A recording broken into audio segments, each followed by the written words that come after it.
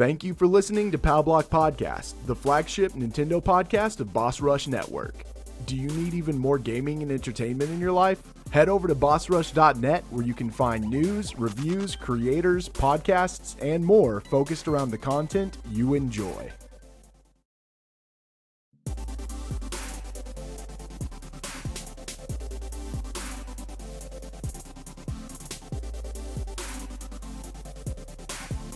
Hello everybody, welcome to Nintendo Pow Block here on Boss Rush Network. I'm your host, the enlightened insider ADV. Joining me is the gallivanting Gallatrat himself, Mr. Chico Taylor. Hey Ed, what's going on? It's going good. No dad jokes today? No dad jokes today. I've missed so many of them. I just had to stop it. I won't be offended. Oh wow, we got the indie insider himself, the one, the only, Mr. Dan Murphy. Hello, everybody. Yes, and we have a special guest from another Zelda podcast and part of the Boss Rush writing team. It's the sophisticated and sensational motivator himself, Mr. Shane Kelly. Well, hello, everyone. Yes, Happy Monday. You and your soothing voice and your inspirations every day. I'm just like, he is just so encouraging. Someone has to be. Yeah. Yay. So how are you guys? How was your weekend, Shane? A little busy. My daughter was not feeling good. My wife wasn't feeling good, so I was running around doing everything, keeping everybody happy, and trying to think. I cooked a lot, so I got a few things on my list for Snacktendo, and trying to think what else I did. I played some games somewhere in there. So Yes. Dan, how was your weekend? It was pretty good. I didn't do anything. I just relaxed all weekend and it was great. Actually, mostly just played Shin Megami Tensei all weekend, but yeah, that's literally it. Yes.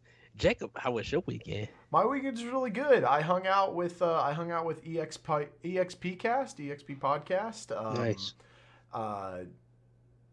Got slightly intoxicated. Did community game night with the Otter Kingdom community, and then cleaned. I did a lot of cleaning because I've got a really good friend of mine flying in from New York tomorrow morning, and I've got the next 2 days off, and we're just gonna hang out, play games, chill. It'll be a lot of fun. So Oh, that sounds fun. yeah, very excited about that. Awesome. I besides outside of work and purchasing Shin Megami Tensei 5, I kind of splurged a little bit. So I of course I pre-ordered my Pokemon Brilliant Diamond and Shiny Pearl for this Friday. But I also pre-ordered Halo Infinite for Series X. And then I bought an Xbox wireless headset for $94 Oh my so I God. kind of spent about $400 over the weekend. Oh, nice. So my headset for my Xbox is going to come in hopefully I think Wednesday or hopefully tomorrow. Probably by the time you guys see this, I will have it. It was on sale for like $89. So Nice. and this is normally like $100, and I'm just like, oh wow. Excuse me. And I bought it from the Microsoft store, so I'm excited to receive it from them, and I cannot wait to hear it because, like I said, I got these Sony ones dedicated to my Switch that I love, and I want to hear what these wireless headsets for my Xbox is going to do because I want to hear Forza Horizon 5. I want to hear the music. And I kind of was on YouTube searching one of the playlists, one of the radio stations, and they have Levitating by Dua Lipa. And I was just like, okay, yeah, this is good. And then I checked out some other songs, and I was just like, oh no, these are doing nothing for me. So I'm kind of concerned. Like I want to hear the music while I'm driving and everything, because I'm kind of concerned that, yes, Forza Horizon 5 is a great game, but I think the soundtrack is going to be a suffer to me because Forza Horizon 4 soundtrack is so good all around, and I don't know if this is going to be so. I want to see it in my big TV. I want to hear these beats and these songs, and just like hear this Astro Dynamic 3.1 stereo surround sound. Like I want to hear all of this crystal clear stuff before 2022 happens and like the big games come out and stuff. So, and then I'll get one for PlayStation 5 whenever I get a system. But yeah, I kind of splurge this weekend. I'm so excited for Pokemon though. Yeah, man, me too. Me So, too. it's so exciting. But with that, everybody, we're gonna get into Snacktendo. Jacob, what have you been snacking on? Yeah, so Saturday after I hung out with Josh and Stoy on EXP Cast, getting slightly intoxicated, I got really hungry and went and there's this place that's like 2 minutes away from my house, and it's called Rusty Rooster. They sell fried chicken and like your basic southern, fixin' foods, so like macaroni and cheese, collard greens, things like that.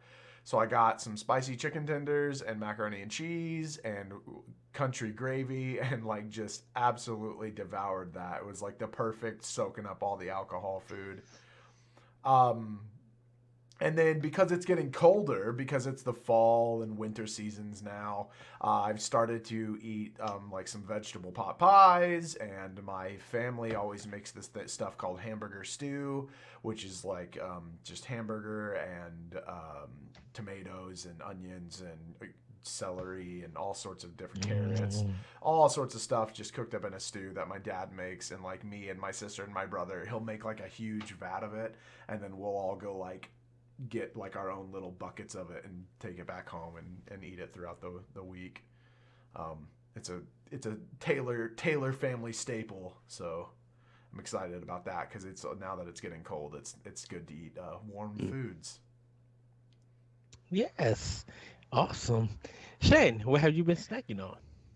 Well, just have to disclaim that I had some peanut butter and jelly wine before I hopped on here. Wait, what? what? Yeah, I'm sorry. Yeah, What? So there was some in the fridge, and I'm like, oh, I gotta try this. So I took a shot full of it before I sat down here.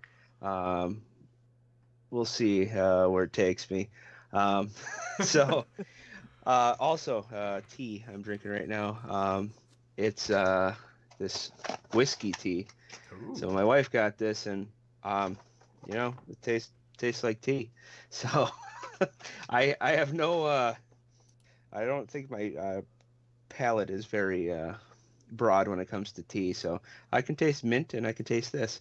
So a couple weeks back was my 10th anniversary with my wife, and I had thank you. I had made her a dish. It's an Asian sweet and spicy turkey rice, and that was like ground turkey mixed with brown sugar, tamari, sesame seed oil, ginger, red pepper flakes, minced garlic, and then fresh cilantro on it. So we really liked it, but we felt like something was missing. So I tried it again on Friday, and I added broccoli to it and green onions. And then on the side, I made like a 5 mushroom blend, soaking in butter and olive oil, minced garlic, and green onion. And I let that stew for a little bit, and then added it all together on the rice, and perfection. So, yeah. Well, dang. Yeah. If that's what you make for your wife, Shane, how do I apply to become your wife? I would like to. Right. First, we have to move to Utah. Okay. Writing this down. Then there's a couple of checks you have to send in installments. Okay. And, I'll tell you how much and who to make it out to. We'll talk later. Okay. Was that all, Shay? I think so. All right, Dan, what have you been snacking on? So I have a sad Snacktendo. So my fiance and I go to this place. It's like our favorite place to get cocktails. It's like downtown near us. So like we go out to dinner in the same kind of area, and we like to like do a after dinner drink here. So we've attempted to do dessert here a couple times, and it's been really bad. And cheesecake is like one of my favorite desserts ever. So we ordered a cheesecake, and it came out on a plate, and it was just like 3 dollops of like the filling Yeah. with no crust on it. It just had like little grams sprinkled on top, and it was just so bad. Like, why would you ever order a cheesecake and expect that? Like, I want the actual cake. So the cheesecake was on the plate and the graham crackers was on top of it for like decorations? Yeah, it was more of a decorative. It was like 3 dollops, like the It's size of probably a golf ball, maybe even a little smaller, of like the cheesecake filling, and like a little bit of graham crackers just sprinkled on top. It was the most bizarre thing I've ever had. It was the biggest disappointment in cheesecake history. It sounds like they deconstructed Yeah, cheesecake. that's what I was gonna say. And I don't think Is that- anyone should ever And- deconstruct cheesecake. Right. It's kinda something you upside just down, shouldn't too. mess with. Yeah. Like, Or at least give like some sort of crunch to it, right? Yeah. right. Or like put some sauce, some strawberry sauce or something. Like give it some pizzazz. Well, there that was is like sad. little apple cinnamon glaze on the plate too, but I don't know. The whole thing just didn't work for me. So I will now go find a different cheesecake out in the wild. Yep. There's always Sarah Lee. Sarah Lee does make some bomb cheesecakes. I'm not gonna lie. So Well, Ed, what about you? So I, of course, had some Chipotle and Domino's and all of that stuff. Nothing too big. It's just work stuff. But I picked this up from, and I think we sell it. This is Bailey's Original Irish Cream Chocolate Truffles. It's not alcoholic. It's candy. Oh, Milk chocolate filled with Bailey's flavored ganache. yeah. It's pretty good. It's not bad. Nice fancy kind of thing. You probably could put a bottle in this and carry it into work and put some alcohol and stuff like that. It's not a bad thing.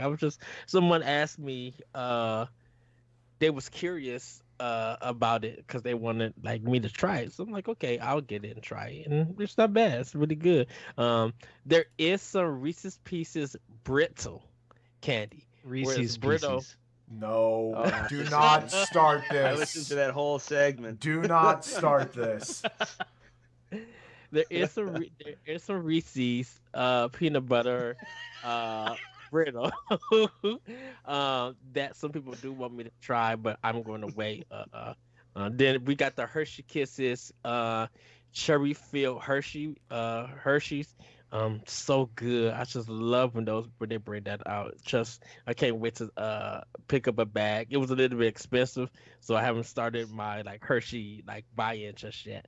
But I was telling the guys that there's a place called Poke Bros Hawaiian, and I cannot wait to taste it. I had a store version of a poke bowl, but it wasn't all that. So I can't wait to try this place out and really get some people's suggestions. So if you guys want to know, let us know at Pow Block Podcast on Twitter, and let us know on our Discord at Nintendo Pow Block. I want to know what poke bowl I should look forward to that I should make, and I'll give it a good old try. But that's pretty much it. I forgot to get my Detroit style pizza from Pizza Hut Friday. I was going to get that. It was just like, forgot to get the pizza. So, because I kind of like that Detroit style. I'm becoming a big fan of it. And I kind of do want to go to Detroit because I know some people up there, Asa Green, WSD and beyond, Nick and Evan. Like I know them up there, and they know the spots for some Detroit style pizza. So I can't wait to taste it. So I'm excited with that. But everybody, that has been our Snacktendo. We're gonna get to the game fact events. Jacob, take it away. Yeah, so GTA Collection just released on the Nintendo Switch, and I wanted to talk a little bit about Grand Theft Auto and that series. For the Game Fact Advance this week, I was doing a little bit of research on it, thinking that I might be able to find, because I really don't know a whole lot about it, but thinking that I might be able to find that it originated on NES or on a Nintendo console. But I found something kind of similar, but not quite, in that Grand Theft Auto has only ever released on Nintendo handheld systems, the Switch included, being that it is a handheld and a home console. There's only been, I want to say it's 5, real quick. Yes, 5 Grand Theft Auto games that have released on Nintendo. The very first one, Grand Theft Auto, released on the Game Boy Color. Grand Theft Auto 2 also released on the Game Boy Color. Yeah, Game Boy Color. Not NES, Game Boy Color. Not even SNES, which would have made way more sense. Grand Theft Auto Advance, which was made exclusively for the Game Boy Advance. Grand Theft Auto Chinatown Wars, which released on PSP and DS. And then finally, Grand Theft Auto The Trilogy, the definitive edition, released on Switch. So it has never come to an exclusively home console for Nintendo, which I thought was really interesting. I didn't think that would be the case. I really thought that if I'd looked into it, GTA would have gotten its start on the NES, SNES. But yeah, it did not. Yeah, because Grand Theft Auto 1 and 2 are actually arcade games where you're just driving a car around for a second. They are. The other thing that I learned was that, so Grand Theft Auto, everything from Grand Theft Auto all the way up to Grand Theft Auto right before Grand Theft Auto 3 are considered the 2D series. Grand Theft Auto 3 all the way up to Grand Theft Auto 5, or right before Grand Theft Auto 5, is considered the 3D series. And then Grand Theft Auto 5 is considered the HD series. Okay. So, I don't know. It's had a very strange past with Nintendo. So this collection is the first 3D Grand Theft Autos on a Nintendo system? It is indeed. It is the first 3D. Although, I guess technically the DS one was like 3D, but it was like the isometric top-down angled 3D. Yeah. So. Yeah, a lot of people they was concerned because they were just like, why are you bringing Chinatown to the DS? Yeah. But yeah. All right. That's awesome. Cool. And we're going to talk about Grand Theft Auto on Switch. Trust me. Yes, because it is time for Faminews. Dan, take it away. All right. First up, just a quick note. Here's a few notable releases coming up this week. I think it'd be fun to kind of just throw out some upcoming releases going forward. Tuesday, we have a release of Wild at Heart on Switch. This is an adventure puzzle storybook fantasy game in which you join 2 young runaways to unravel mysteries. That's an indie game. It looks pretty cool.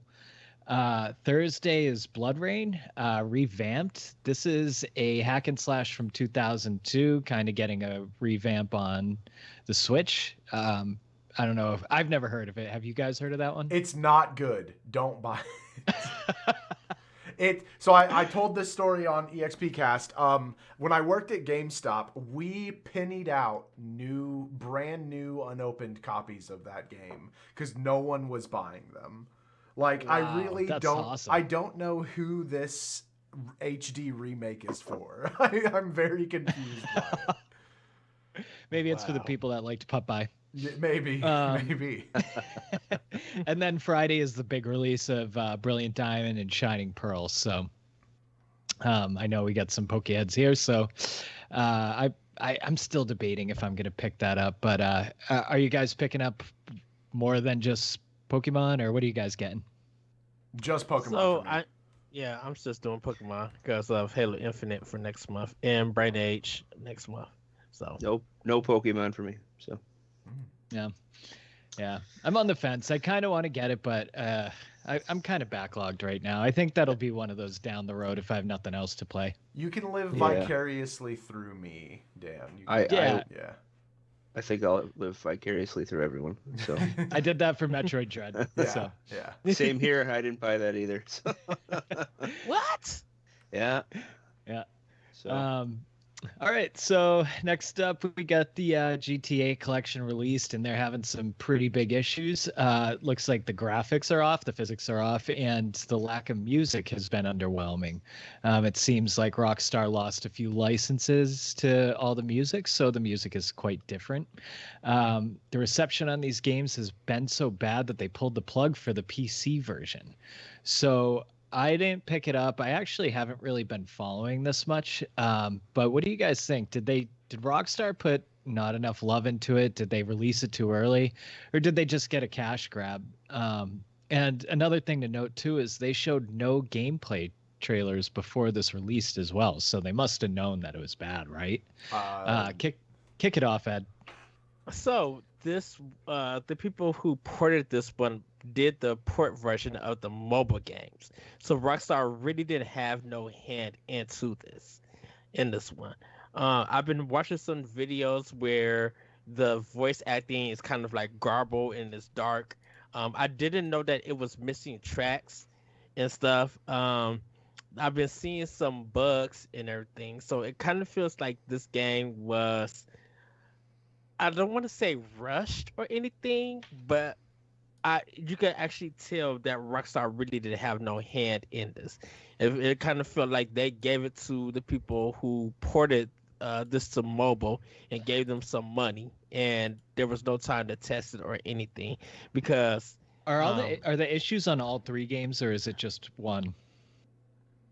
it's on all of them. Gotcha. Yeah, because some of the character models, even in San Andreas, they look off. So it's just been a big mess for this whole thing. Yeah.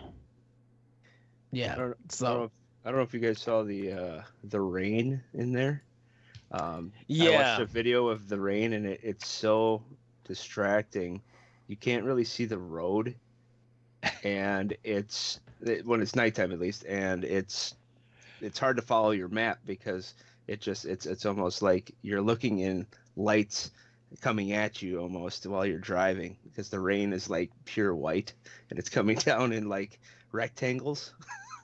Yeah. Yeah. The even the shooting mechanic is off. Like even sometimes it will auto target and then not auto target. And this is supposed to be on Unreal Engine 4. Because it was on a different engine when it was on PS2. And so looking at it, it's just like I don't know what they did. It just looks a complete mess. And I was gonna plan on getting this game, but Shin Megami Tensei took top priority. And then when I started hearing all the news for it, I was just like, oh, now I can wait for this game. Nice. Jacob, you got anything on this? I don't. I barely played a little bit of GTA San Andreas when it first came out, through my brother, my older brother, and I've played GTA 5 and I really enjoyed GTA 5, but I have no nostalgia for this, and that's really what this is like people who are nostalgic for it, I'm sure will still get some fun out of it. They'll get that itch scratched a little bit, but like it's unfortunate, but it really especially the fact that I didn't know that they didn't show gameplay at all before it got released. Like the fact that they absolutely knew that this was not gonna go over well, and I would be shocked if they didn't, because like I don't think that they turned a blind. I do think that they turned a blind eye to it. I don't think that they were unaware. I think that they chose to be like, well, just release it and we'll deal with the aftermath, and then keep on keeping on. Yeah, this. Go ahead, Ed. Oh, go ahead, Dan. Oh, I was just gonna say, I think it's because it was a surprise announcement, and it was so close to release that no one didn't expect it or anything. Because like, of course, you would expect that if they're gonna bring this game out, they would have did it like maybe 3 months in advance, like in August or something, and be like and kind of build it up. But no, they announced it in October, I think, and they were just like, yeah. Because they didn't even give us a date when they first announced it. And then, like, the second trailer, they announced the date, and it was just like, oh, it's coming that soon. So people are assuming that once it's released, I could go and get it and pick it up and everything. And no one expected all of these problems. People started calling it the Cyberpunk 2077. And That 2021, and so and I completely That's a agree bit that dramatic. that is yeah. Cyberpunk was a brand new game. They're taking. I'm sorry, and they did GTA didn't look good to begin with. It didn't. They weren't working off of some incredible graphics that were like Mhm. super amazing. They were working off of PlayStation 1 and 2 graphics to start. Like Yeah, so this is what I was just gonna jump in and say before was like, you know, they're they're remaking and emulating these 20-year-old games, 25-year-old games, and people are complaining about it.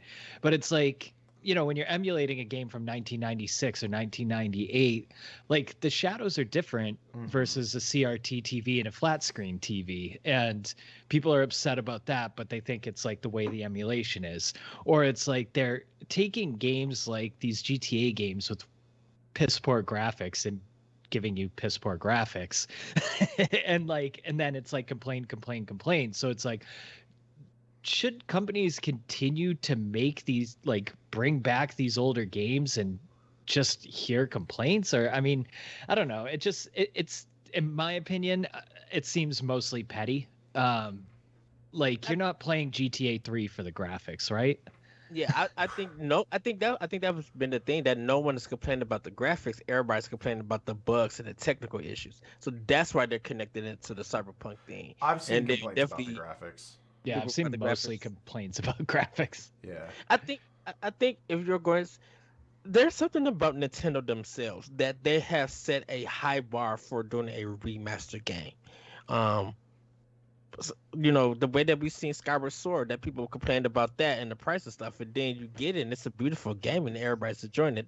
Depending on how you take about that, but then you look at Wind Waker, and you even look at Link's Awakening on Switch. Is that these older games that people are, being reintroduced to or introduced for the first time, they're seeing that high quality of a game, and they seen the effort and the time and development that they put on it. So when the third party like Rockstar don't measure up to that level, it becomes a problem for gamers. Then they're gonna make their voice be heard about it.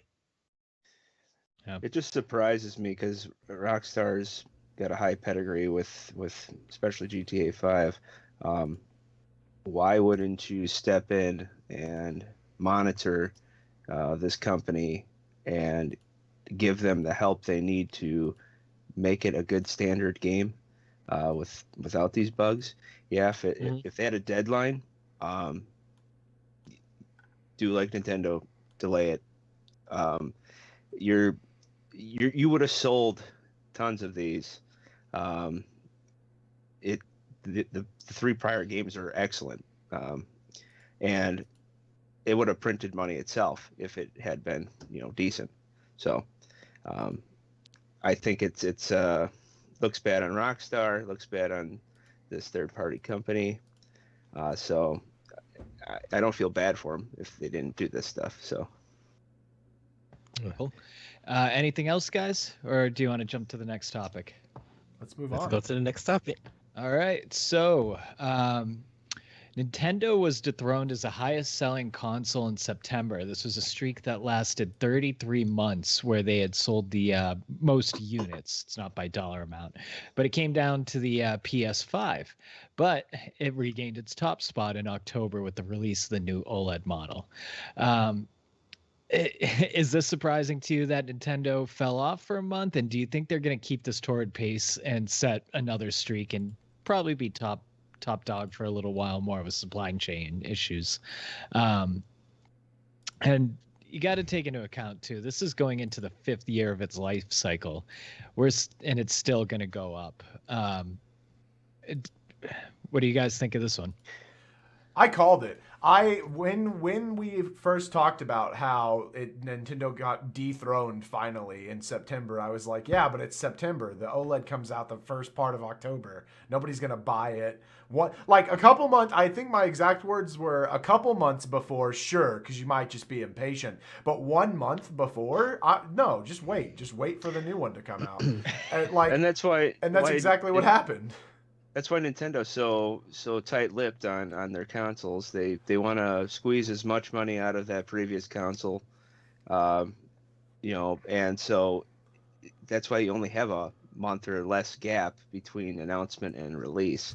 So Yeah, Nintendo will tell you that they're announcing a new console, and up till the minute before that announcement, they'll tell you that the old model is still relevant and that they have no plans for a new console. Like it's very much like I will be interested to see if Nintendo can keep up pace again, if they'll continue to rock it every month. I think that as things start to ease up, which I want to talk about the supply chain a little bit. The supply chain's not easing up anytime soon. We're still minimum No. 6, 7, 8 months Yes. out. absolutely. But like as that continues to ease up, I am interested to see what the new balance of sales looks like.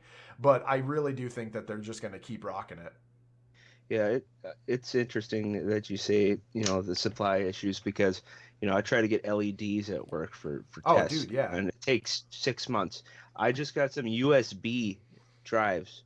It took me 2-3 months after they got canceled the first time, and then ordered again. And I finally got 3 of my 5 I ordered. So it's weird. We're doing spin-offs on our different products because we have to test different microchips and different relays and all this stuff on our boards because we have second and third stocks now trying to find XYZ for our products. So Yeah, it's rough out there in the electronics game. oh yeah. Yeah. I think Nintendo will have a steady pace. It's really going to be up to what Sony and Microsoft is doing.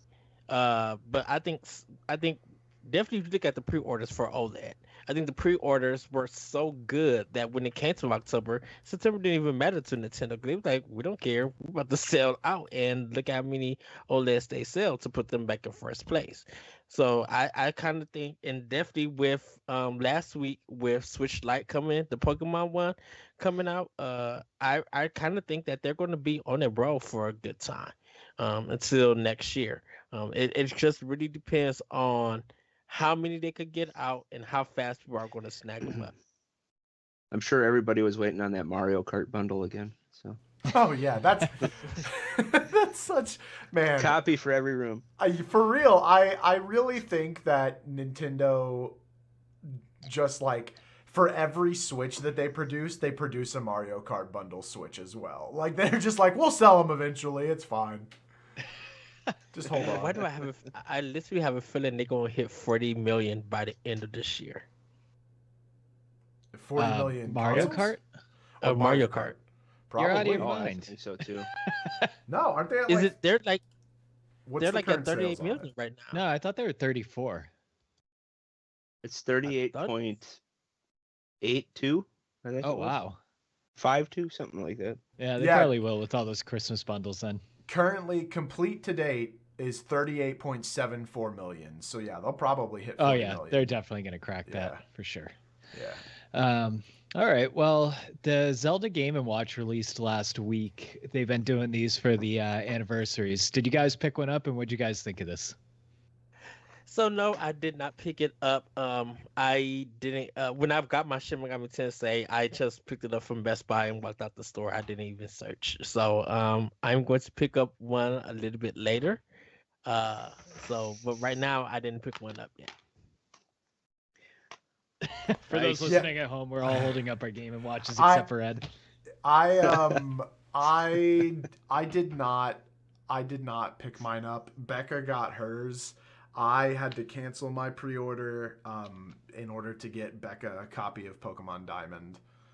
Oh, Yeah. how chivalrous. Yeah.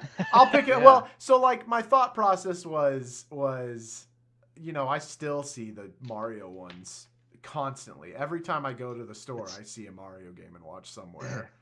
And so I was like, well, I guess that's fine. I'll get it eventually. But it's been, man, she taunted me though because we were on the phone and she turned it on and immediately started playing Link's Awakening, which is my favorite video game of all time, much less just Zelda. Like it's just favorite video game. And like I could hear the music and I was like, this is not. I was like, I just start can't. foaming at the mouth. Yeah, I was so mad. I was like, this isn't what I agreed to. That's definitely your Otter Night showing through right there. Oh So. yeah. Well, it's fun. It's Yeah, good. I'm I glad. think these things are awesome. I have it just propped up on my work desk with the clock on, Yeah. which I think is so cool, like a cool little addition. I don't really play the Game and Watch part, but like playing Link's Awakening on another platform for me makes me so incredibly happy. I just love this game, man. So I like for whatever reason, I've just been like really craving playing the original version of it. So this couldn't have come at a more perfect time for me. I was just sitting there yesterday watching football, playing Link's Awakening, got through two temples. And it is the original version too, right? It's not DX with color. It is like OG. Correct. Oh yeah. Oh, dude, that's so good. I can't wait to get mine. My daughter just picked it up and started playing it. She's 4, and I just watched her playing it, and she was just going around looking for things, and it amazed me because I'm like, this is how I started out, but I played Zelda too, so I'm happy for her that she started with Link's Awakening. Yeah. Link's Awakening was actually my first Zelda game. It's the reason I love it so much is because it's the perfect like mesh of quirky but slightly difficult, but there's the fun exploring aspect of it, but it still kind of holds your hand a little bit, but not a whole lot. Like it's just such a good game. It's well designed and just I like the trading sequence, and it's just good music. So yeah, it's like the perfect Zelda game. It's like every good thing that Zelda does packed into one game. Yes. Yeah, it's just awesome. So, and I actually really like these little Game and Watches kind of anniversary things. I know people always want more. They want like every frigging Zelda game ported to Switch, but like I think these are kind of really cool collector's items, and I'm always gonna get one for a series I like. Can I get one for 6 golden coins for Super Mario Land 2? I love that game. That would have been fantastic. So good. I hate to say it, but I don't think they're gonna. I think this is it. I think they're done with the Game and Watch series. I think. Go ahead. I was gonna say. I don't think I should change that.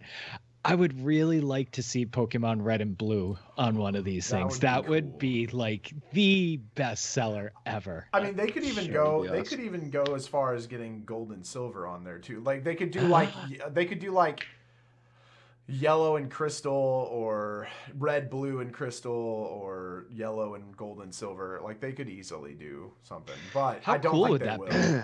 It would be so cool, man. It would be like any of them. They could release anything on this little $50 package, and I'd be like, yeah, why not? Give me that. That's a cool It's amazing, like how the buttons actually feel normal, like for such a small machine. Like I get these big fat fingers, and like I'm able to like play it just comfortably.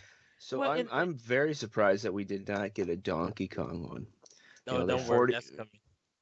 Well, you got the 40th anniversary already, and I'm surprised they didn't have something at least for that. Maybe you're right. Maybe it's coming. Maybe the new rumored Donkey Kong will have, Well, in a sense, this is kind of the new Game Boy. In a sense, like these Game & Watches have kind of become the new Game Boy for people. They look good. They look well built and designed. People are enjoying them. So I'm like, why not? I think people will spend more money if they brought out more. So when I turned this on, I was eating cereal, and I think you guys might have read this on Twitter, but I played the Vermin game, and I was playing with one hand while eating cereal, and I think I got to 179. I'm like, oh, that's pretty good. So I handed it to my wife, and I told her my score, and I said, here, try to beat it. And I walk away, and I come back in like 5 minutes, and I'm like, oh, how many times did you play? Oh, I'm still playing the same one. And I'm like, oh, what are you at? 500 something? And I'm like, ooh, okay. Well, wow. I didn't try 2 hands yet. Not that it would matter. Oh man, that's but crazy. I guess she used to have them, the Game & Watches when she was younger, and she's like, yeah, I used to play the one that was like this. I'm like, oh, okay. Nice. Very cool. All right. Let's move on to the last story. It's not much of a story, but Sakurai went and picked up an Xbox. So, what do you guys think Sakurai is playing? Why do you think he chose Xbox over Sony? And should we just dive in and do some like Nintendo, Xbox, Microsoft crossover? So I think Sakurai had a PlayStation 5 and he just picked up a Series X. If you remember when Fatal Fury Smash direct happened, he showed his entertainment that he had all of these systems. So Nintendo, PlayStation, and Xbox. So picking this up because he's a big fan of fighting games. It was cool that he was actually able to get a chance to pick this system up. Um, that pretty much definitely with him working on Smash with Minecraft, Steve. It's exciting to see that he got it. Now, what's funny was that everybody started memeing him, be like, "Oh, what would Sakurai do with a Smash game outside the base Nintendo games?" And they were showing like Halo, Ori, Robotnik. I was just like, y'all's doing the most. But I think this is really cool that he got a Series X and getting to explore those worlds of games and stuff. And probably gonna get some fighting games on that system too. Awesome. So Jacob, Shane, anything for you guys? well, I was thinking, so yeah, he must have, had to talk to Microsoft a lot for, characters for the Xbox or from the Xbox for Smash Brothers. Um, so I'm curious if he wanted to pick one up to support their, crossovers, their friendship, um, and maybe even play the games that maybe he hasn't played that are related to the characters that were put in Super Smash Brothers. So maybe Hmm. he wanted, a better understanding of some of the characters and then the games they came from. So that's my Yeah, take on that. Nintendo developers always what we don't understand that they'll pick up their competition or they'll pick up another platform and they'll play games on it and Yeah. they'll like go in and see how things work and stuff and it would spark an idea for them to bring those ideas to back to Nintendo work on their games on how to incorporate it or like even improve it because Hmm. that's kind of how they did with I think Breath of the Wild. I think they had like some idea of playing some of the Ubisoft games, open world games, before Monolith came and helped them out. Like they would play other games to see how they are designed and pick their brains about them. Yeah. Stuff. All right. Well, that was a quick story, but that's it for the news, and we'll go back to you, Ed. All right. Well, before we get into Doc Mode, and because we spoke about Xbox, congratulations to Microsoft, for their 20 years of Xbox. It's their 20th anniversary. They did a video like dedicating to a lot of players, a lot of fans. They updated some of their backwards compatibility. Halo Infinite multiplayer beta is live. And I just wanted to say to even as a Nintendo fan, that's myself, and owning the Series X. Congratulations to Microsoft for that. Being 20 years in this industry, and providing some of the best experiences along with Nintendo and Sony. They do a phenomenal job. And I just can't wait to see what 20 years more would do for them. I'm glad that they stayed in the game and they brought the games. That changed part of the history of Microsoft and kind of part of the gaming itself. So congratulations, Microsoft. If you guys want to learn more, check out Arsenal X. They're going to be talking more about the 20th anniversary with that. So now it's time for Doc Mode.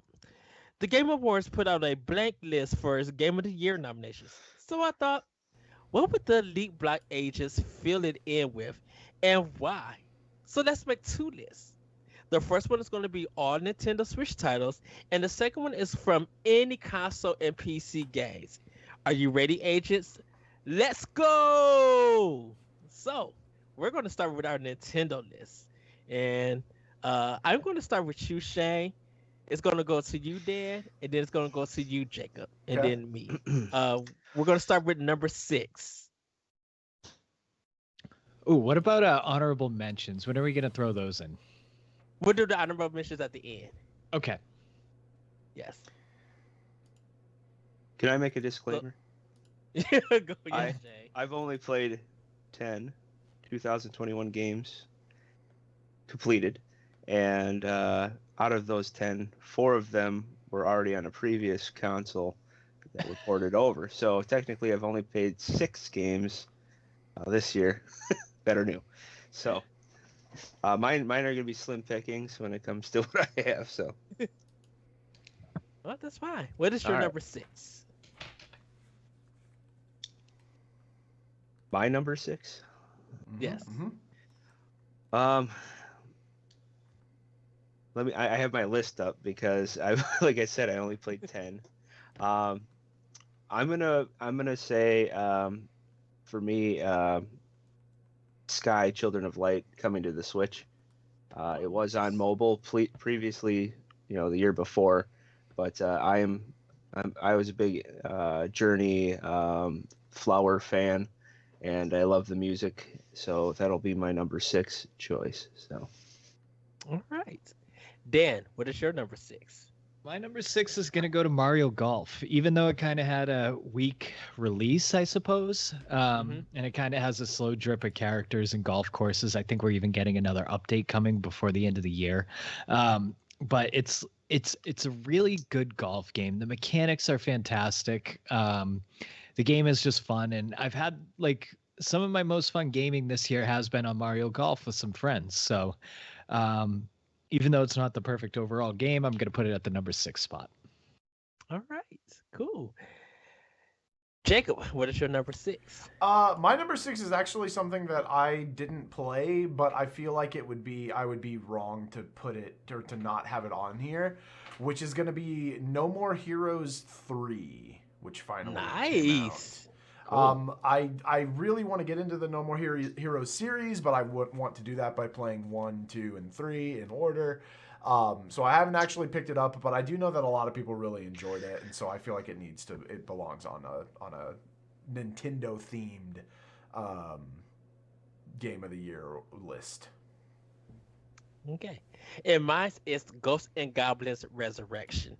This is the Ghosts and Goblin games from Capcom. Like, it's an indie, it's a new one in the entry. It is the Souls game of my generation, and I love this hard, difficult game. I love that it kicks my tail. I love the surprise mechanics of what weapon I'm going to get and what enemies how I'm going to deal with. The platforming is bonkers hard, and I love dying in this game and trying it over and over. It's really so good in this game. Like, I love that it's kicking my tail because I feel accomplished when I make progress. I feel accomplished when I get close to the boss and beat him, and it just feels so good and relaxing. I love this. So Ghosts and Goblins Resurrection is my number 6. We're gonna go to our number 5. Shay, what is your number 5? Let's see here. What do I have on here? I'm gonna also say Mario Golf for 5 here. I really enjoyed it. It was straightforward. It was fun. I liked the racing aspect. I disliked the camera angle when you're trying to hit. It was not as nice as some of the previous installments. It's kind of hard to avoid objects as you're arcing it. So I just had issues with it on my end. I don't know if there was a way to actually rotate the camera while you're doing it, but I just had problems with it. So Okay. Dan, what is your number 5? So I apologize to all the fans that love this game. I'm going to put Metroid Dread at number 5. Okay.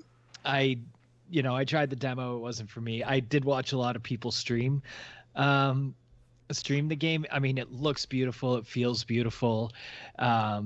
It seems like a great game, but just, not for me. So it's not in my personal top 3, but it just looks like such a well developed, and like you could tell they put a lot of love into this game. So I'm putting it to number 5. All right. Jacob, what is your number 5? My number 5 is going to be Pokemon or new Pokemon Snap.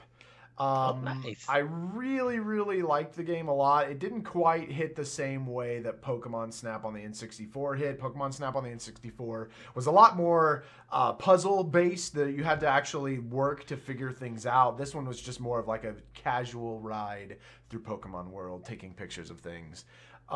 With its own challenges and such, but not really puzzle-based necessarily. But man, I really enjoyed it. And there's a special moment involved with it for me as well, since I wasn't originally gonna get it, and Ed was like, "No, you getting it," and surprised me with it while I was on stream. So Nice. that was really cool. I put it higher for that reason alone, but there are some games that I just cannot allow to be passed up. So Okay. Well, my number 5 is Eastward. This is a indie game, top-down, Earthbound meets Zelda, action and adventure game, role-playing game. Beautiful 16-bit sprites. I love the music in this game. The story is I'm still playing it because it's getting really good. The one of the problems that I have is the hit detection, because you're beating enemies with a frying pan, and I'm like, what is this? But playing this game and enjoying the world, listening to, like I said, the music, talking to characters, and the way that the game is designed, it's so cool, so good. I believe it's a action RPG that shouldn't be missed. So Eastward is my number 5. So Shane, what is your number 4? So this is another one that came out on a different platform, but it was Sea of Solitude, the director's cut for Switch. I really did enjoy that. It's another indie that's along the lines of, I want to say, Journey or Abzu. You just follow a girl through her, I want to say, trials of her life in different formats, basically. But nice art style, great music, good story. So Did it say EA original on it when you played it? I can't remember. I played this back in August, July. Yeah, July. Okay. So I can't tell you. All right. Dan, what's your number 4? My number 4 is actually Eastward. There's nice. not much more I can say about it that you didn't already say. I did end up I ended up finishing it. The story was great, and it's just anybody who liked Earthbound or even Zelda, I would definitely recommend this game. Nice. Jacob, what is your number 4? my number 4 is Mario Party Superstars. It really brought back a lot of nostalgia for me. I've had a lot of fun playing it with my friends, and it's done a lot of things right for the Mario Party series that has been having such a very hard time doing anything right for the longest time. Yeah. That's it. I didn't know you was gonna cut off like that. Okay. Well, my number 4 is, in Jacob Hold Your Horses, Super Mario 3D World plus Bowser Fury. This game is amazing. I'm glad they brought it to Switch. And the reason why I love this, of course, Bowser Fury, it is what it is. That's a well-designed add-on. But once again, the level design, the music, the platforming, playing with Dan and Jack. When this game came out, that was a blast. Okay. That was a blast, and we probably each howled in laughter on all the times that we was dying and messing up. It was so much fun playing this game online with Dan and Jack, and I think playing it with other people, you just literally enjoy it for what it is. It's still one of the most beautiful games for the Mario series. I love the music in this game. It's just, like I said, the level design is just, to me, is one of the perfection of a Mario game to me. Yeah. So Super Mario 3D World plus Bowser Fury is number 4 for me. We're gonna get it. Oh, go ahead. Real quick, Ed, I'll give you a pass on that because you're giving it to Super Mario 3D World, and Bowser's Fury is just kind of like it's there sort of thing. So Yeah. I'll give you a pass on that. That's okay. Bowser's Fury is a garbage Mario game, though. Garbage. It's It's not It's garbage. garbage, man. It's questionable content. People I'll go people were so hyped for it, and I was just like, "Are we playing the same game? Like this is, it's like the worst parts of Mario." Well, we're going to get into our number 3. Shane, what is your number 3 spot? Okay, so I played the demo, Voice of Cards. So I'm gonna have to give that to that. I can't give it number 1 because I haven't played it all the way through, but I really enjoyed that. I love card-based games. So Oh, you got to play the full game. It's I'm finishing up my review, everybody, and it will be out soon, hopefully. So you guys will have to read it. Man, the power of this game. Talking about role-playing games. So, Dan, what is your number 3? My number 3 is gonna go to Monster Hunter Stories 2. Nice. Yeah, it was such a beautiful game. There's so much to do. The story was fun. It really kind of, we'll get into other Monster Hunter games coming up soon, but it kind of like eased me into Monster Hunter a little bit better because like I kind of got to know the monsters a little better in a genre of game that I love and play all the time. So it was nice. It was just a nice step into the Monster Hunter series, and just the art style, the music, the co-op multiplayer is amazing on it. Like once you get to the post game stuff, I can't say enough about this game, and I really had a tough time with my top 3 because I love all of them so much. But unfortunately, Monster Hunter Stories 3 goes in. Monster Hunter Stories 2 goes in third because it just had a little bit of a weak story to it. So that's it. Okay. Jacob, what is your number 3? So my number 3 is going to be Pokemon Unite. Free to play MOBA game coming to the Switch, and it's on the Switch and mobile now. And I have a weird history with MOBAs, specifically with League of Legends, where like I had to make myself quit League of Legends because it was not good for my health. And man, I absolutely love Pokemon Unite. I play it every single day, at least a couple matches, especially now that it's on mobile. I very much get mad at it still because it's just the nature. Thus is the nature of a multiplayer game where you're playing against people. But man, that game is very, very good, and I'm really excited to see where Tencent goes with it and Pokemon Company goes with it. All right. Well, my number 3 is Monster Hunter Rise. I love this game. The grappling hook, just being in the air, taking down all of these monsters, being mad at some of them, but feeling good when I'm playing with Dan or I'm playing with Jacob, or just getting hyped every time I fight a monster and everything. And then even when I die and I get taken back to the car, I know I'm like, oh, I'm gonna get my revenge. I broke that tail, I'm about to break that neck, and it's just so invigorating playing this game. I love Monster Hunter Rise, so that is my number 3. We're gonna get into number 2. Shane, kick it off. Number 2 is new Pokemon Snap for me. I enjoyed it with my family, so it was fun to play with my wife and my daughter. If anybody knows me, I don't particularly like any games with cameras, but I'll make an exception for this because it wasn't like. I'm with you, Shane. Yeah, I hate taking pictures in video games. It drives me crazy.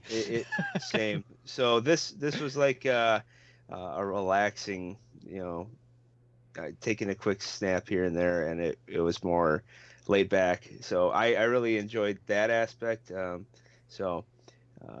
have to. I don't know. wish that I know they added some content, but I wish they would have maybe elaborated a little more on some of the stuff in there. But overall, it was pretty good. So All right. Dan, what is your number two? So my number two is actually going to go to the same series. I'm going to go with Monster Hunter Rise. Yes.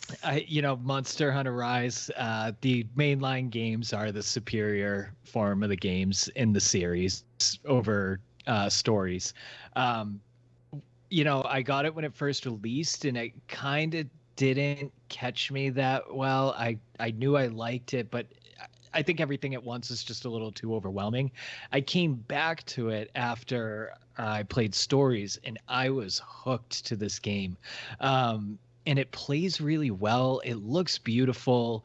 It's just really easy to get immersed, and the series really shines with the monsters. So Monster Hunter Rise is a really well done game. Unfortunately, I don't have any other Monster Hunter games under my belt to compare it to, but for the Switch, it played really well online, which is very surprising, and just looked amazing. So Monster Hunter Rise, you get number two from me.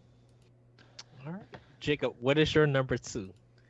Yeah, so I'm going to kind of cheat a little bit here and say an honorable mention for number two, in that I've never played Diamond and Pearl, so Pokemon Brilliant Diamond and Shining Pearl coming out are basically brand new games to me, and I really think that I'm going to love them. But I haven't played them yet, so I don't want to actually put them anywhere. But I would put that at number two, possibly, and maybe switch up some other things on the back end. But for me personally, Metroid Dread is going to be my number two game of the year. So happy to have Metroid back and seeing it have a successful, blooming game for this franchise on the Nintendo Switch, because it really deserves to be a tentpole series, and it is on like a fans of Nintendo type of series, but like your regular consumer, your moms, your grandmas, your dads and uncles, they know who Mario is, they know who Link or Zelda, if they don't know the name, is, but they don't know who Samus is, and I'm hoping that this will bring that to fruition, because Samus needs her time in the sun, and she gets it so well in this game. All right. Well, my number two is Shin Megami Tensei 5. Wow. The animation. Too soon, Ed. Too soon.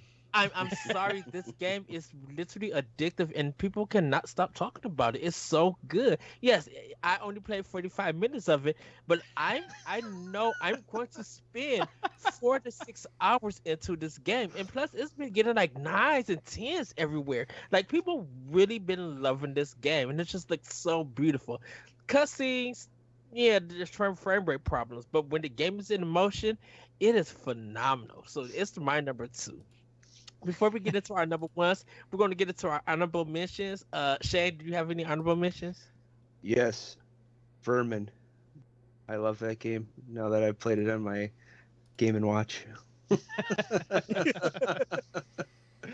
right. I'd say Metroid. I've played the demo. It's fine. I'll probably play it eventually, but that'll be my honorable mention. So. All right, Dan, honorable mentions? I got a whole list of them. Pac-Man 99 was a blast. Game Builder Garage, I put a lot of effort into. I really, really had fun with that. Unfortunately, there just wasn't enough people playing it, so I didn't get to play too many other people's games or share my games. Mario 3D World and Bowser's Fury was a blast. Skyward Sword, excellent port. It was done really, really well. The game itself, just I'm indifferent about it. Mario Party Superstars and Picross Mega System. Wow. Shin Megami Tensei 5, because I've played it for about 11 hours, but didn't think I played it enough to put it in my top 6 yet. Jacob, do you have any honorable mentions? Yeah, I do. I also have a lot of them. I'll skip over ones that Dan mentioned, but Knockout City was a really cool game. I believe from Epic or EA. I believe EA. Yeah. That one was a lot of fun. Just a neat little take on multiplayer. I really loved Super Dodgeball Advance on the Game Boy Advance, so that was kind of cool getting back into that vibe. Bear and Breakfast, a really adorable little indie game that I feel like needs to be I need mentioned. to get that. I didn't know that it came out yet. I was wondering when it was dropping. Yeah. Um, so that one, and I think Blue Fire also got a lot of hype. I think that one needs to be mentioned. And then of course you've got stuff like so like I again didn't play it, but Bravely Default 2 and WarioWare, um, those it's cool to see those series kind of come back. I know Bravely Default had a lot of success on the 3DS, and then Shin Megami Tensei 5 because I love Atlas. They're my favorite developer outside of Nintendo, but um, again, not played it yet just because there's so many games to play. And then an extra honorable mention to Advanced Wars 1 and 2 Reboot Camp. You will be missed in the year of 2021. I wish So that y'all heartbreaking. I wish that you were with us. I was so excited for you to be released before Christmas and to go Yes. have my very first time with Advanced Wars was at Christmas. Me and my two cousins all got Advanced Wars and we had a link cable and we played it like all week.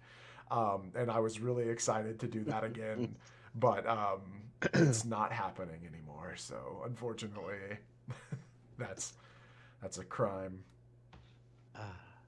But then that just means 2022 is stronger because you got It is, yeah. you got Pokemon Legends, you got Kirby. Kirby, Advanced Wars 1 and 2. Like you got some heaters coming. So Splatoon 3. Splatoon 3. Oh, yes. So well, I don't have any honorable mentions. So we're gonna get into our number one game. Shane, what is your number one game? Well, it's Zelda Skyward Sword. So, yeah, I have to do justice with being a part of another Zelda podcast. So, I love the music of that game. I like the updates that they've done with it, the quality of life stuff. Like Dan mentioned, there are some things that I don't like about part of the story and part of the gameplay. My big thing is I don't really care for the tier trials. Oh my god, I just hated those. Wait, why? I They don't were know. They were not they're fun. tedious and not They're fun. tedious. They felt like filler. They were filler, and there was no redeeming qualities to them.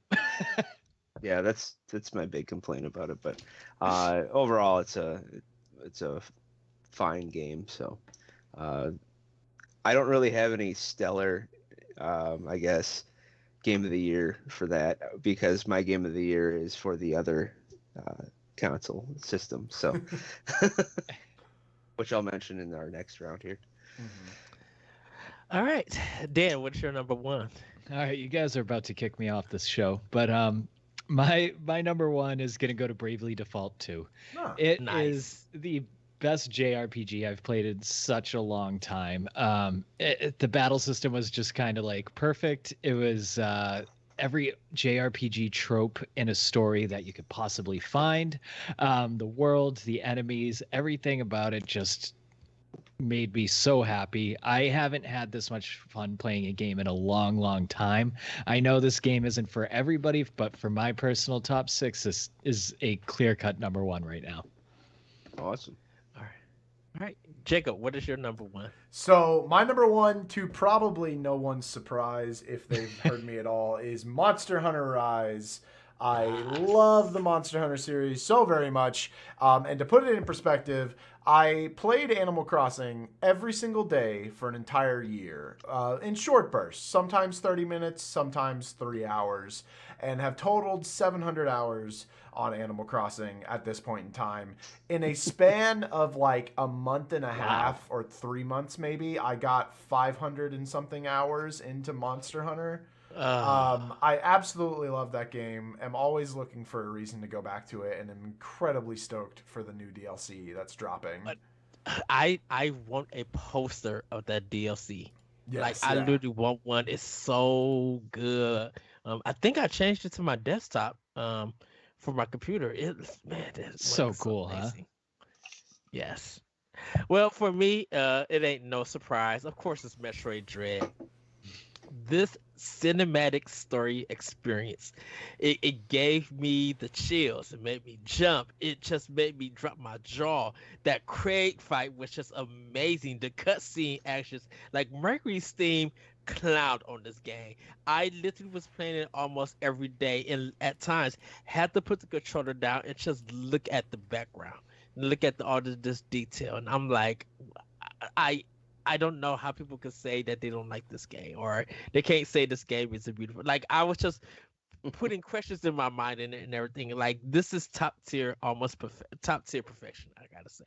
So Monster Hunter good is Metroid Dread. It's my number one. We're gonna get into our next list. We're just gonna read it all the way. So Shane, read all of your game of the year for the Game Awards. All right, so let's see here. Um, Black Book. I don't know if you guys heard of that game. I kickstarted it. It's published by Hype Train Digital, developed by Morteska Teshka. It's a RPG card battler adventure, but it's like D&D. So there is a lot of words and text and stuff in this game. Um, but it uh, twofold. It's all voice acted, so you can listen to it. You can punch through it. Um, but at the same time, subpar voice acting. So uh, some of them are good. The other, like the narrator, is really good, but like some of the other characters in there are not the best. So that's my number six. Number five is Resident Evil Village. Um, that is scary, and I really enjoyed playing that. Number four would be Age of Empires 4. I Age of Empires 2 is like one of my favorite PC games, so this is a nice follow up after Age of Empires 3, which was very um, subpar for my liking. So um, let's see here. Number three is Life is Strange: True Colors. Um, I love the Life is Strange series, so this is another good example of good storytelling. Um, Number two is what do I got here? A Plague Tale. So I downloaded that on my PS5. That is an absolutely amazing game. I don't know if you guys ever played that. I know Dave. I played it. Okay, so David played that, and I saw that he was playing, so I had to try it out when I got the PS5. It was my first game I played on the PS5, and it was just such a good story, engaging. So if you haven't played it, try it. And then, so my game of the year overall is Death's Door. Absolutely love this game. This was an amazing game. It's published by Devolver Digital. It's developed by Acid Nerve. It's got good story, good leveling up system, great art style. The music from David Fenn is amazing. I just I constantly play this. I'm not a big PC guy. I played this on the PC, Hmm. and I was constantly on my PC. So, my wife is, hey, come do the dishes or something, and I'm like, well, give me 5 minutes here. I'm playing a PC game, and she'd be like, PC game. So, yeah, absolutely amazing. I got to thank my brother for buying that for my birthday. You're now my favorite brother out of my 5 siblings. So Then you might want to ask, right? You may want to ask them to buy it again because it drops on Switch next I know. Tuesday, and I Yes, cannot yes. wait. I might return the favor and pick it up for him for Christmas. So uh, Nice. yeah. Anybody that hasn't played it, just go play it. There really wasn't anything that annoyed me besides the death jingle. Basically, death pops up on the screen when you die, and it's got this little jingle. And after a while, it gets kind of, oh, please stop. Then I just realized I have to get better so I don't have to hear it. So it's kind of what it came down to. So yes, try this game. And the only other thing I would hope that they would have did a little more on is the backstory of the crows. There wasn't really much to why they were there. So Okay. Well, Dan, what is your full 6 game of the year for the Game Awards? It's the exact same 6 because I have only played Nintendo this year. Oh, okay. well, that's weird. Did Jacob, what is your 6 games for a game of the year for the Game Awards? It's also the exact same 6 because I also have only played Nintendo this year. Though I did think I will shout out. I don't even know if it's out yet. Honestly, I played the Back for Blood beta with some friends, and I really liked Left 4 Dead, so it was kind of neat getting back into that. But like they carried me. I suck at that game. But again, it was cool. Only played the beta, but I could see why people who enjoyed Left 4 Dead would have really been into that one. So shout out to that game. But yeah, no, same 6. Only played Nintendo. It's a Nintendo podcast. Yeah, I mean, I played like Madden and 2K on other games, but I'm not going to give Game of the Year to Madden. it's the Madden Game of the Year. Literally, yeah, it is. It's Madden. It really is. Yeah. Well, my list is number 6, The Ascent. This is like a cyberpunk top-down diagonal like RPG on Xbox. Really fun, like twin stick shooter. Aliens Fire Team. Played this with David. Got to play more with them, and we was kicking tail. It's so much fun, just shooting all of these aliens and just having a blast. Number 4 is Psychonauts 2. Great platforming game. From goodness, I cannot think of Double Fine on Xbox. Great music, great gameplay, looks really colorful and psychedelic. Number 3, Metroid Dread. Yeah, everybody know why. Number 2, Tales of Arise. Great JRPG. Oh my goodness, this game is beautiful. The music is the theme music to Tales of Arise is probably the best theme music of 2021. It is so heart pumping, energetic, and it brings you in. The gameplay is phenomenal. Like it looks all great in movement. And my number 1, Voice of Cards, because this game is not only is the gameplay fun, it's only about 10 to 12 hours to finish, and it is funny as ever. And great artwork, literally great artwork. I'm going to say though, there are certain men in this game that are really drawn, designed in certain ways. I would just say that. If you want to see buff man, believe me, Square Enix, Yoko Kanno really designed these men in a certain way, and it is a sight to behold. I would say that. So that is going to be our dark mode, everybody. I was going to say, just check and look at Laron. That's all you really have to do. Oh, wow. We're going to get into playing with power. Dan, what have you been playing with power? I've really been just playing Shin Megami Tensei 5. Game is incredible. It's definitely going to crack my top 6 list by the time I finish it. I'm about 11 hours into it. I just keep getting so sidetracked with side quests and just trying to fuse monsters and having fun with that. I've been playing a lot of Animal Crossing lately. I haven't even tried the what is it, like the Happy Helper Home DLC yet. I have it, but I just haven't done it. There's just so much with like the cooking and vines and cool stuff to do on the island. So I've been having a lot of fun with Animal Crossing again, the usual Picross, and then I've been playing Link's Awakening on my Game & Watch. So that's been a blast. I absolutely love Link's Awakening, not as much as Jacob, but it's probably my favorite Zelda game. So that's what I've been playing. Quick shout out from the chat. I hope I say this correctly. Ristray. It's apparently called Paradise Planner is the DLC. Paradise Planner. All right. Shane, what have you been playing with power? All right, so I got a list here. First off, I beat God of War 2018. Yay! Nice. Absolutely love that game. I I actually, when I was at E3 2016, it was one I got to sit in, like they had a separate room you could sit in and watch the trailer for the first time. It was awesome. And I also beat. Let me see. I have it written down here on my list. In Rays of the Light. I played on PS5. It's a short walking sim.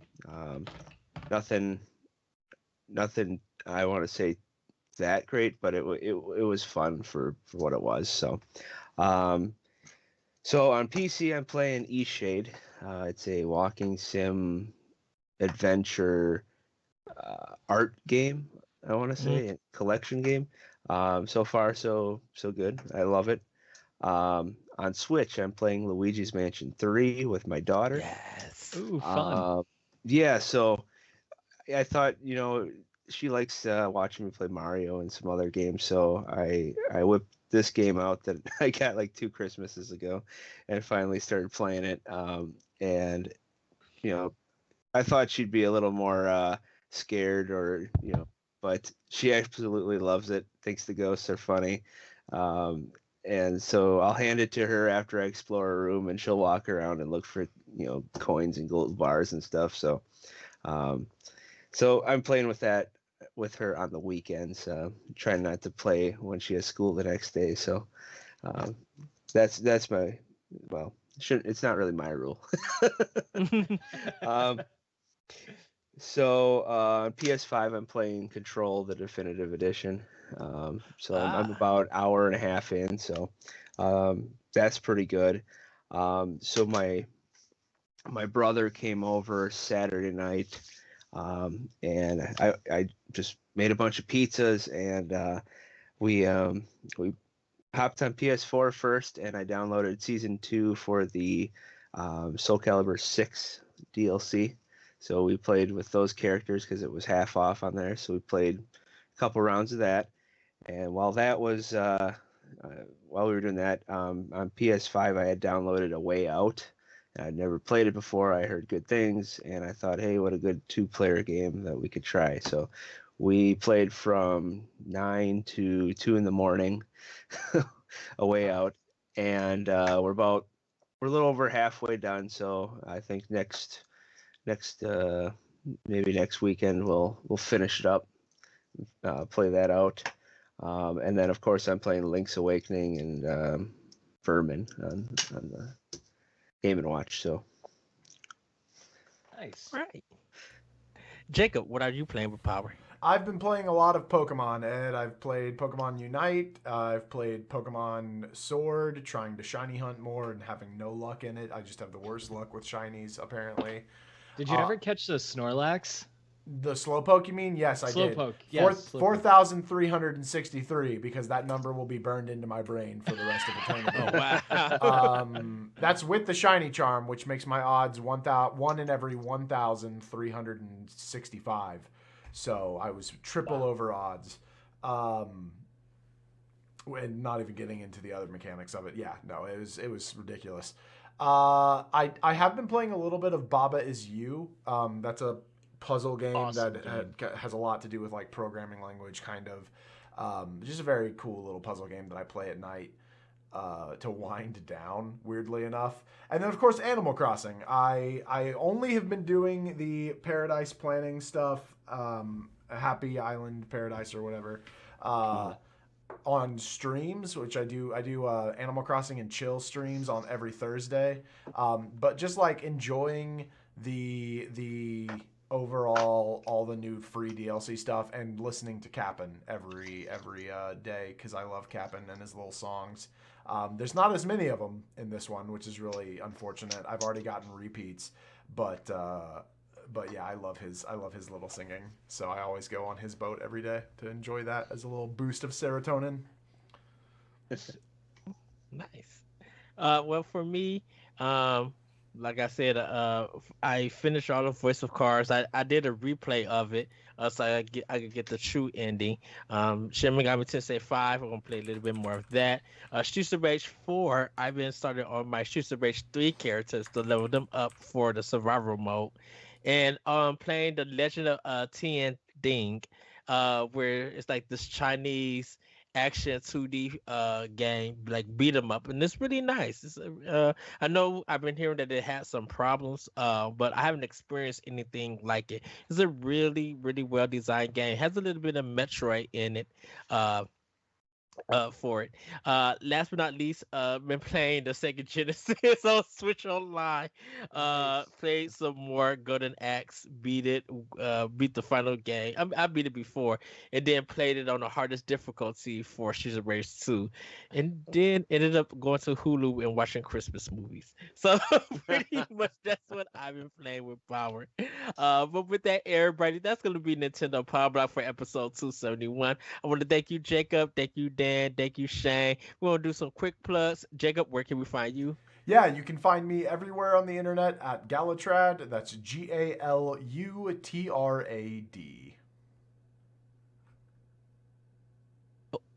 Oh, Dan? No, it's okay.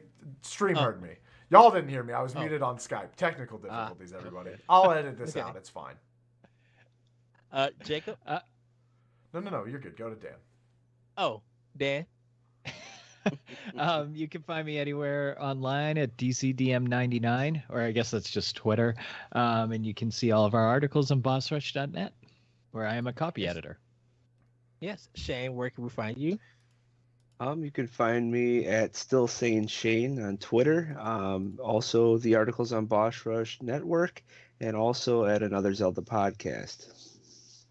Okay. You guys can find me on Twitter at ThatButcherCode. You can check out more of Boss Rush games on our YouTube page, Boss Rush Games. Check us out on at Pow Block Podcast for our Twitter account. Like, hit us up and let's talk it up. And hit us up also on our Discord for Nintendo Pow Block. With that, everybody, have a great week. Have a great weekend. We will see you next time on Nintendo Pow Block. Bye, everybody. Woo-hoo! See ya. Bye.